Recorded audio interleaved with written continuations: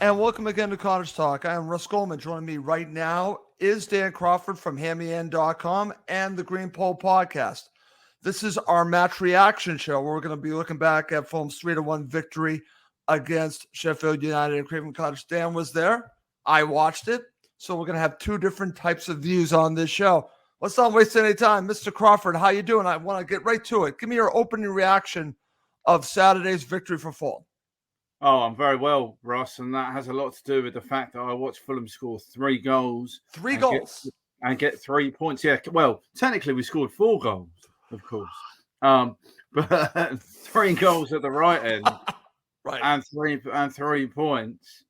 And for a long period of that match, I don't know what you thought, but I was worried it was going to be another one of those days where we missed every kind of chance possible to score a goal. And then once we started scoring, we looked like scoring almost all the time. But I think there was quite a lot of fortune involved in this victory, which I'm sure we'll get onto. But my immediate reaction is pure, unadulterated joy at Fulham, locating the back of the net and being able to win, because this was a very important game, as you yourself had recognised beforehand. And I think everyone looked at it and thought, we just about beat Luton. We're going to have to be better. I'm not even going to talk about what happened or this time last week. No, let's not talk about that. I don't think it actually did happen. I've wiped it entirely from my memory. Okay. Well, I'm going to give you my reaction, and it's simply one word, Dan, and I think you're going to agree with me, relief, because that was the first thought that went through my head was relief, because I know what's coming up. I know how difficult the fixtures are coming up, and I didn't want to get to be close to that relegation. I wanted to get away from it. So this gives them a little bit of a buffer where they have tough matches coming up. So for me, the word was relief. A couple of things. Relief on getting all 3 points and relief of scoring 3 friggin' goals, Dan. Come on. It's double relief because I think that's important. I'm glad that you mentioned the opportunities in the first half. We're going to get there because I was kind of feeling the way you were feeling, Dan. I was thinking, could this have been a missed opportunity? So what's interesting, and I'll share this with you, Dan, before we really talk about some other topics. After the match, I decided I would listen to some commentary from a Sheffield United perspective. So I went to BBC Radio Sheffield to hear their reaction. And it was very interesting because obviously the reaction was extremely negative, very upset. A lot of talk about Heckenbottom not changing the formation and that Marco Silva basically won the coaching battle because Heckenbottom refused to change the shape of his team and that Marco knew how to play against this shape and took advantage of it. So those are some of the commentary I got after the match. But let's just talk about Marco. Let's go in here. Let's talk about Marco because he does change it up, Dan. He changes up the starting 11. And were you surprised by this? And what were your thoughts about the changes? I wasn't surprised. Clearly, something had to change because we were in no way a Marco Silva side in the Monday night fixture that I mentioned. It almost at times felt like Fulham weren't playing in that match. And it was clear that changes had to be made.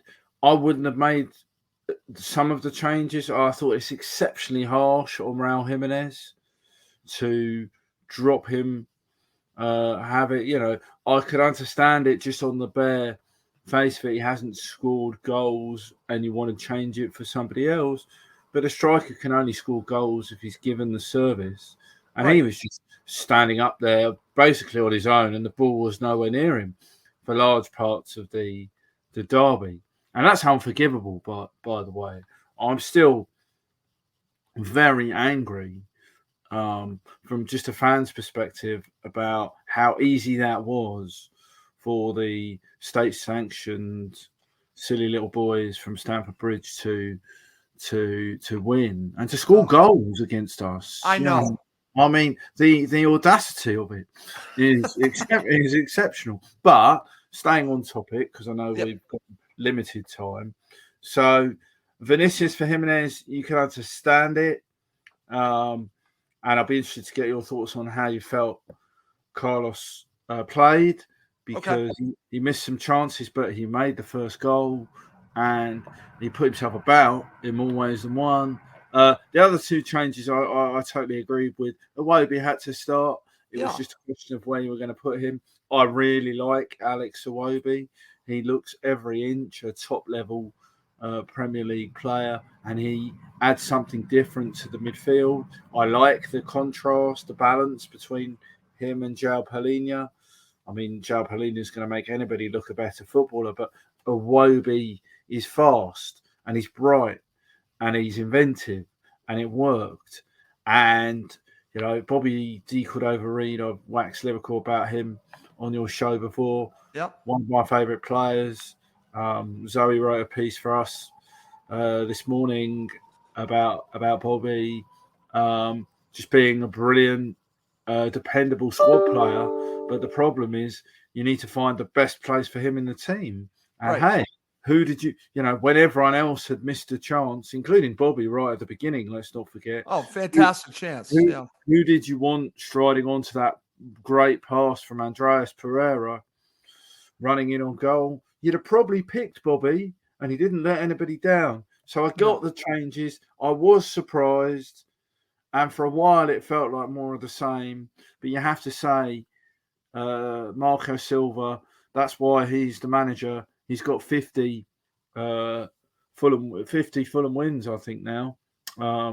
So that's a serious achievement for someone who's barely been in charge of 100 games. And we know he's a genius. We don't need to labour the point, do we? No, we don't. But I want to focus a little bit more on this, Dan, because I've given this some thought, and I'm curious your thoughts on this. Do you think the changes were about Sheffield United, or do you think this was more to do with Marco trying to change things up for his own side? Do you think he was thinking more about the opponent, or just thinking about we need to make changes to reignite Fulham's offensive prowess? Or do you think it might be even a little bit of both? It is definitely a bit of both. I didn't want to give you a politician's answer, given that one of those. The change at centre forward had everything to do with how Sheffield United play. So they play with the three centre backs, and they're quite physical centre backs, and you needed somebody to match up in that battle, but also to have the pace to run away from them. And Vinny has that. Bobby De Cordova-Reid's selection, I think, was a reaction to three things. One, how poor we were on the previous Monday. But also Harry Wilson struggling a little bit to find the form with which he finished last season, not as influential, because as a left-footed player on the right who wants to come inside quite a bit, he's quite easy to nullify, especially when he isn't getting the ball.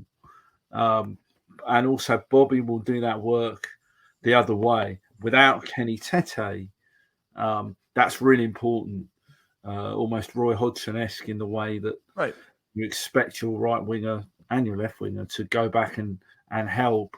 And Iwobi was all about something. That's the one that.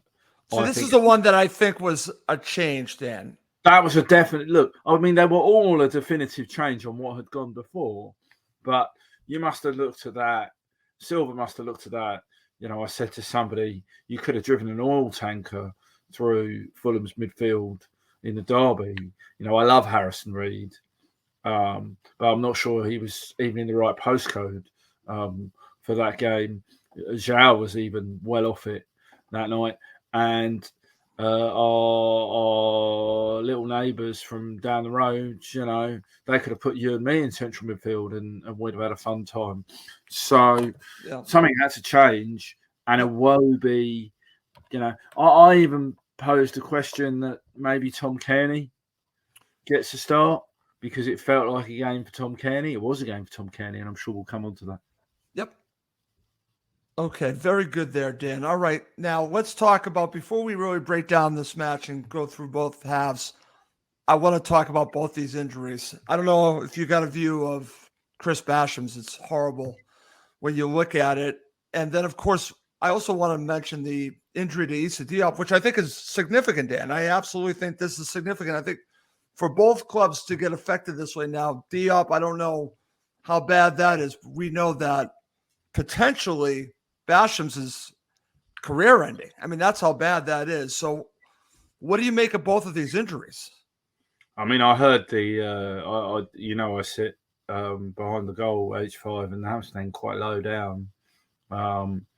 So I heard the crack. And it's possibly one of the most sickening things. And when you see what happens, you think, oh, he's just miscued the cross, and he has. And yeah, it's horrible. I've met Chris Basham. He is, if anyone, I hope it's not too trite to say, he's probably the Tim Ream of Sheffield United.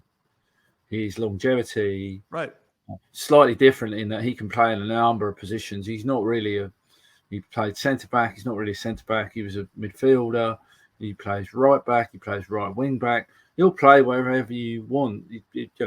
Think of Ream's longevity and Chris Baird and Bobby Decordova-Reid as in terms of versatility, but a strong cult hero within the club. And it was bad for two reasons, because he's 35 and it's a dreadful injury even for someone who's 25. The good news is I think he's had one operation and he has another one tomorrow or Wednesday, I think, and he has been able to post on social media, to speak, and to at least be upbeat about where it goes. I wouldn't, he's a very strong character. I thought Chris Coleman would never play again after his car crash, and he did for Wales. He never did for Fulham, unfortunately. Right. I mean, it was just dreadful. And I'll just say, we'll talk about Tim Ream, I'm sure. Yeah. That was a lovely moment, and it summed up Tim Ream and what Fulham Football Club should be about. Indeed, because it would be very easy for people to sort of say, "Oh, this is taking too long," but the gravity of the situation really hit home. And I would just say, it may not have been clear on the broadcast, but there was a minute's applause before that in the 16th minute for a young Fulham supporter, Freddie Haynes, yes, who passed away recently, aged only 16. And I would just say that the Sheffield United fans have been very generous in their praise for Tim Ream and the Fulham fans, but it's very easy for away fans with no connection to the opposing club to maybe ignore or not appreciate a minute's applause, because the acoustics at Craven Cottage are not the best, and it wasn't widely announced, but they all stood, they all applauded, and it's a proper community club, Sheffield United, which makes it even worse, actually, what's happened to Chris Basham. And they've had their own tragedy recently with somebody I know or knew, Maddie Cusack, who's related to a former Fulham player. So it's very sad. Yep. I hope that he is able to recover and play football, but I'm certain that he will be in the game in some capacity. I know he was thinking about doing coaching badges, so we really hope it's not the end. Issa Diop's injury is significant, nowhere near as serious as what happened to Chris Basham, and we wish Chris well. The Issa Diop one, they're still scanning it. He posted on Instagram that he will come back stronger. And in the comments, not that I'm a regular Instagram user, Russ, you understand. Right. It's not really for people like me. But in the comments where a number of his teammates and compatriots were asking how bad is it, he writes to somebody, "Don't worry, bro." So he's clearly confident about it. I thought it was a hamstring injury. That's what I thought. But Marco Silva said there was a crack in his foot. That could be a metatarsal. Yeah. That could be anything from sort of 6 weeks to 3 months. And, the absolutely shambolic nature of what happened for Sheffield United's equaliser. I said this to somebody else. Only Fulham could concede a goal like that, Russ. If you want the definition of Fulhamish, it's that. But look, on the significance of the injury, it's clearly significant because Calvin Bassey came on, played really well. Yeah, he did. But it's not ideal to have two left-footed centre-backs. That's what we're going to have. I know. Because Tosin is injured and out for some time. Luke de Fougerolles, who will make his international debut for Canada this week, I think, is next in line. And, I don't have a problem with Luke stepping up, but I'd rather he didn't do it at Tottenham immediately. But we may have to. Right. It'd be interesting to see. And listen, I actually, like I said, I got to see Luke play right in front of me, and he looked calm, very assured of himself. I wouldn't actually, believe it or not, I agree with you, Dan. I wouldn't have an issue with him playing, but the spot playing against Tottenham is certainly not ideal. And I might go with Bassey in that case, but we'll see what Marco decides to do. Okay, excellent. Coming up next, the second half of the show, Dan and I are going to break down this match, and we'll end with man of the match. All right, Dan, let's get to it. Let's get your first half analysis. Fulham came really strong out of the blocks, as we would say over here. They were really aggressive from the get-go. You could tell that this is going to be a different type of performance from Fulham, and that is what I wanted to see. I'm sure it's what you wanted to see. Unfortunately, there are no goals to talk about in the first half. You have some wonderful opportunities. You already talked about Bobby Decordova-Reid. You have Williams, and then you have a sitter from Andres Pereira, but if you watch it back, it was deflected slightly. I know how you're reacting, Dan. So let's talk about this because Fulham easily, Dan, could have been up 2-0 at the half, and I think you would agree with me on that. Give me your first half analysis. Oh, much more than 2-0. Well, we had a different type of performance. They were certainly much more assertive. I mean, when you said fast out of the blocks, I had visions of those, 100-meter sprinting races where, like, they all, if you're not fast out of the blocks in that, it's over. You're done. Yeah. Well, particularly the pace these people run these days is done in the blink of an eye. Speaking of which, Anthony Robinson started really well, and I was surprised. Perhaps you will have a bit more insight than us on this one. I mean, I'm surprised that Jedi played, given that he's not included in the American squad for very understandable reasons. That he's basically been playing football 2 years consistently without a break, really. So him and Williams started really well on the left flank. They made that chance for Bobby. I think Vinny makes a really good chance for William. And I was begging, that was the one where you were like, just put it in the corner. Right. And he went to blast it. And Fotheringham makes a good save, I think. There's a couple of headers or close potential chances from corners. And then we get to the one that really infuriated me. I get what you're saying. Yes, there was a deflection. But Andreas really bothered me on Saturday because until he played, the reason he's in the team is to play the pass that he plays to Decordova-Reid for the goal. Yeah, right. But until he did that, every decision in the final third seemed to be the wrong one. So he had time when that one deflected to him, probably to kill it, take a touch, and pick his spot. But he was so desperate to try and get it in quickly he sort of, I don't really know how he managed to put it over the bar, but he did. And the point of this segment is first half analysis, so I won't talk about the second half because that would be suboptimal. Sure. But my concern was that we dominated, but we still had a big fat lonely 0 next to our name on the scoreboard. And that's worrying enough, because if you need to create 6 chances to score a goal, it's going to be a very long season.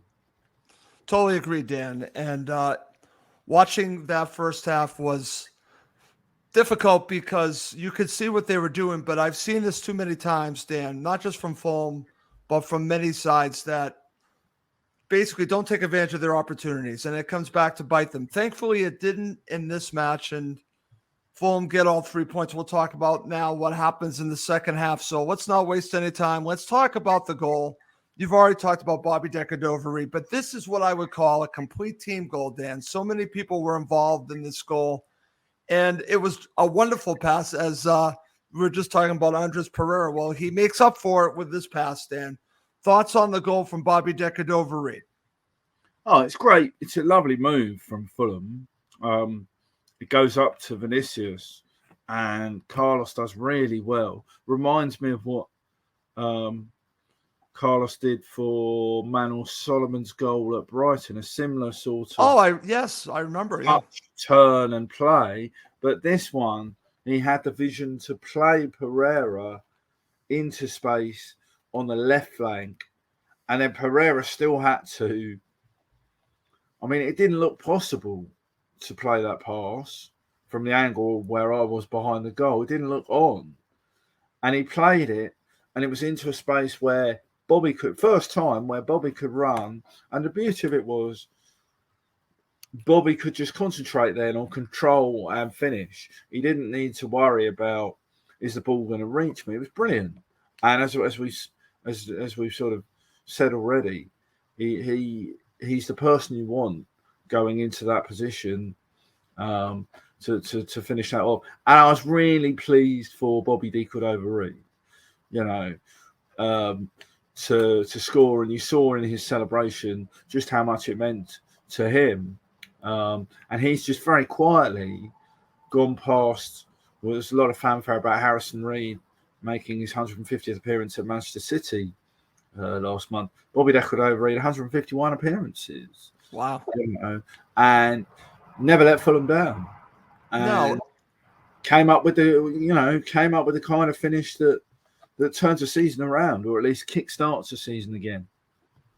That's the way I would look at it, Dan.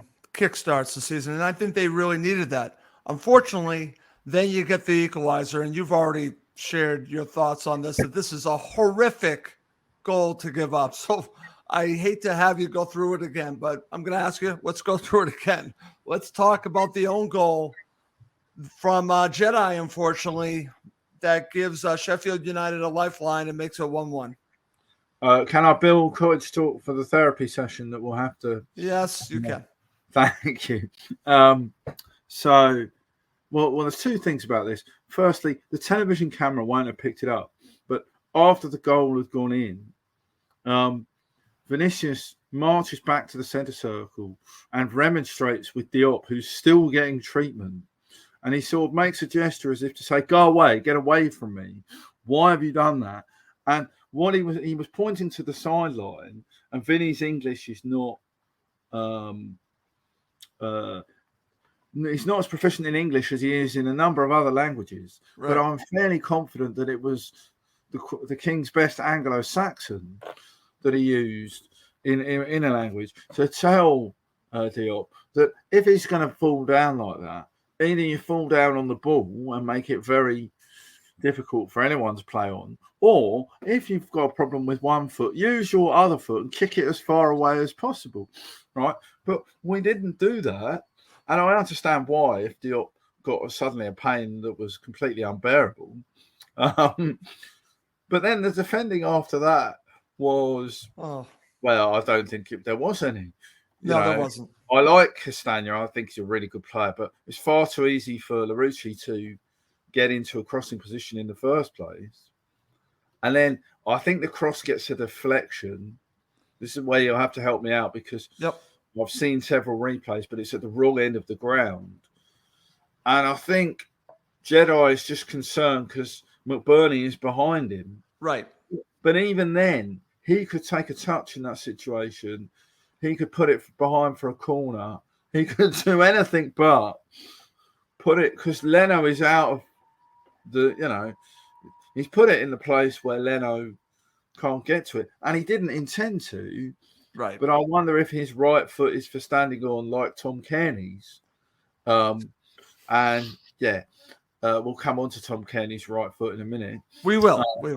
But yeah, that was disappointing, shall we say. But the positive thing is how Fulham responded to that, because there was a couple of minutes immediately after the equaliser. I would just say we've had the right back lose his boot and decide to run down the tunnel to get a new boot earlier this season and conceded a goal. Our centre-back has damaged himself seriously. And by the way, I didn't expect Sheffield United to put the ball out. We don't do that anymore. They can play on because it's not a head injury. Excuse me. And then we've had Robinson, the left back, donate a goal. I've never seen a circumstance like that. I've been watching Fulham a long time, but we come up with new ways every week to offer the opposition a way back into a match. I mean, goodness knows what we're going to do next time. But I don't want to know what's going to happen next, Dan. That to me was enough. But let's move on. Let's now talk about the good stuff, okay? Talk about the response. Now, what's interesting about the Tom Kearney goal is that it's not a Tom Kearney goal. Fulham are claiming it's a Tom Kearney goal. Everyone else is calling it an own goal. It is a Tom Kearney goal. I'm not having it. And I'll tell you why it's a Fulham goal as well. Thank you. Go ahead. Because it's a Fulham goal because Wes Fotheringham was made in the Fulham Academy. And they only had one under-18 goalkeeper slot to get a professional contract. Yep. And it went to somebody called Marcus Bettinelli. You might have heard of him. I remember. Now, Wes was a little upset about that. And, it's slightly unfair that a lot of people suggest that because Marcus's father is still on the academy goalkeeping staff, that, that might have had something to do with it. Wes, though, was an excellent goalkeeper, and he's proven to be so. Right. So, I mean, I think this is a nonsense, personally, because, I mean, the first thing is we have to give credit to Marco for recognising what was happening, getting Kearney and other substitutes into the game. Right. And Kearney made a difference. He had a lovely little ding-dong with Oliver Norwood, which brought back memories of when they were on the same side. And it's just a hilarious goal because we know that Tom doesn't like to use his right foot. But, the ambition to try and shoot from there, I applaud it because we don't shoot from far out often enough. I don't think he could do that again if he tried. Obviously, he'll tell you he meant to do it. He lined it up from 30 yards with his left foot, and he got that bend and dip because when you saw it from behind the goal, it just looked like it had looped off the defender, who was directly in front of him. But it was extraordinary. And there's a funny moment where he's shushing Willian, who's obviously said something to him as if, I don't know what it was. And then when Willian scores the third goal, he runs up to Tom Kearney and puts his finger to his lips as well in the celebration. But look, I did just want to say something about TC coming in and providing that vitality in the midfield and that creativity, because he got Fulham going forward again. He got us keeping the ball. We didn't panic, and we created more opportunities.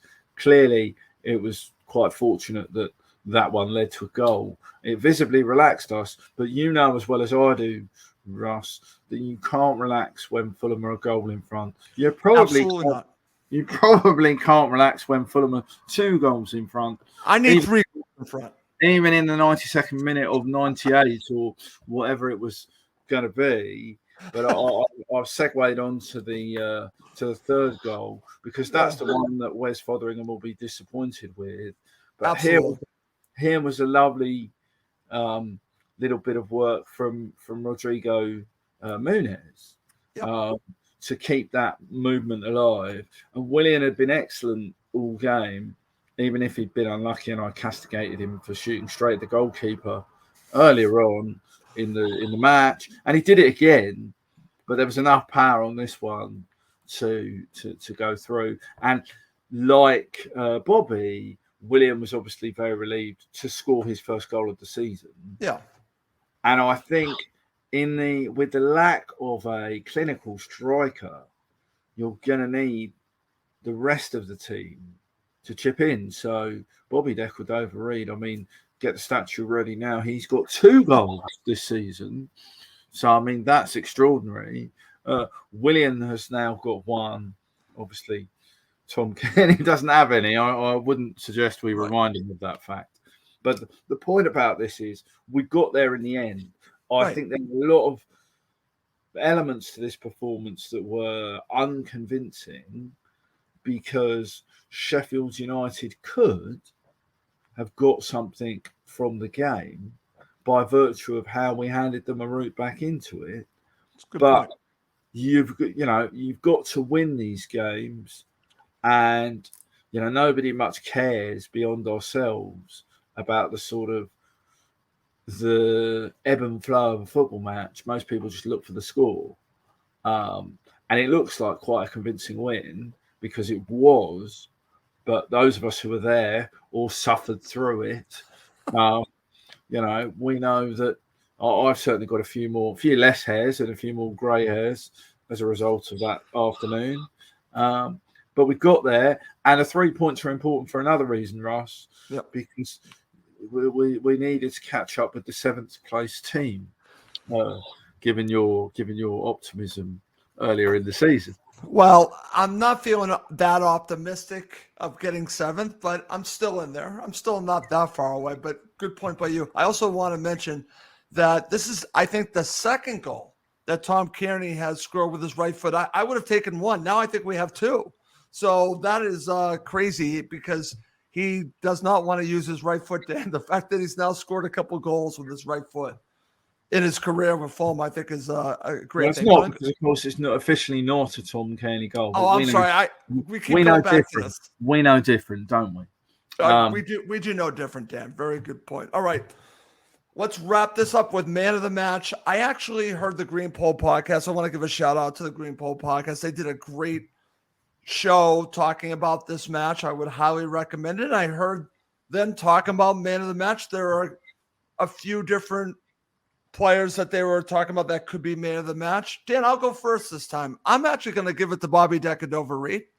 I just think Bobby really, as you mentioned, he's this player. I was a huge fan of Berdinho, different types of players, but just a player that you need in your team. And he doesn't hurt you. He only helps you. I'm giving it to Bobby Decordova-Reid. We can talk about, obviously, Willian and maybe someone else too. Who's your man of the match? Well, it was Bobby Decordova-Reid. So I'm just going to use what little time I have left to talk about Tim Ream making 300 appearances. Yes, please do that. Fulham. We all love Tim Ream, and he showed why on a human level on Saturday. But he also, there's something very fitting about how he bounced back from a poor performance to give a great performance. And I hope that the American soccer community reveres Tim Ream now as much as we do, for his longevity, for his desire, for his ferocious will to win and improve that is so enshrined in American players, particularly at Fulham. We on that Green Pole podcast, we listed a number of Americans Yep, you did. And I hate to impugn Max Cohen, who would always. I love Max, but I know he'll listen to this at some point, so I had to get it in. Go ahead. One of our listeners and contributors in the comments on our section, Gavin Rome, always says that his favourite part of Cottage Talk is when Max talks about whether Fulham have got enough Premier League players, and is somebody of the pedigree to be a Premier League player. And there was some doubt, not necessarily just from Max, but there was some doubt at one point about whether Tim Ream would be a proven performer in the Premier League. There's no doubt now. He will have poor games. Everyone does, but he's made 300 appearances, and we have a saying in England that comes from cricket, which is a game that even English people don't understand. But we have something called not out in cricket, which you do have it in baseball because there are only so many outs in an inning. Right.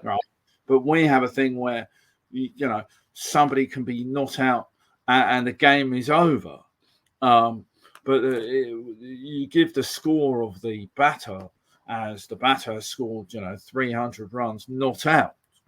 And Tim Ream is 300 not out. And what that means is to be continued. He will carry on and amass more performance, more appearances. I think Bedford Jezard, is next on 306. I mean, Tom Kenny's on 296 himself. But let's just, Tim Ream, what a man, what a player, what an ambassador for Fulham, for football, for America. If Tony Khan has given up his designs on being Secretary of State, which I think is a good move, given his diplomatic comments about Saudi Arabians and murdering people that didn't necessarily help.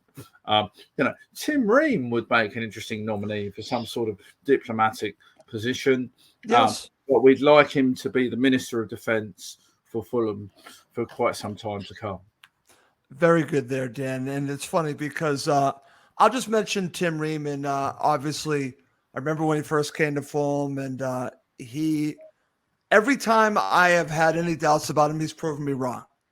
And he deserves all the credit in the world. I even said something about this season because I'm like, his father time caught up to Tim Ream. And then he puts out a great performance. So just want to give it to him, give a shout out to him. I'm glad that you did that to end the show. And I would just say, sorry, just before, I know we've got to wrap up, but just before we go, he's also a member of the podcasting community. He is, and the excellent podcast. But the American Dream is very good. That's very good. Almost as good as That's So Craven. That's So Craven's a wonderful name. Our Australian friends, who I know you've been on the podcast with the Aussie boys. They haven't had me on. I think I might have offended them during the. No, we're going to have to change that. I'll talk to them to get you on That's So Craven. We got a bit heated between England and Australia, so I might have offended. No, we'll get you on. I'll talk to them. I'll get you on. There. Yes, I will definitely put in a good word for you to get you on That's So Craven.